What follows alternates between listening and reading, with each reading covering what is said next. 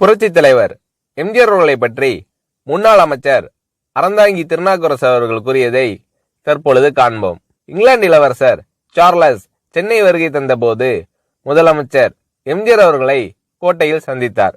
இருவரும் உற்சாகமாக பேசிக்கொண்டனர். சந்திப்பு முடிந்து இளவரசர் சார்லஸை ஆளுநர் மாளிகைக்கு திரும்ப அழைத்து வருகிறேன்.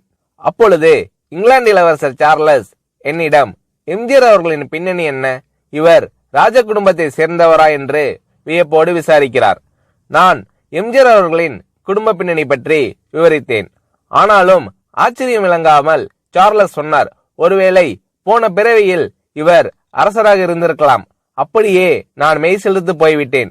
தமிழக மக்கள் மட்டுமல்ல, உலகையே ஆண்ட அரச குடும்பத்தின் இளவரசர் கூட நம் எம்ஜிஆர் அவர்களை பார்த்து அரசர் என்று வியக்கிறாரே, அந்த அதிசயம்தான் எம்ஜிஆர் என்று எம்ஜிஆர் அவர்களை பற்றி முன்னாள் அமைச்சர் அறந்தாங்கி திருநாவுக்கரசு அவர்கள் கூறுகிறார்.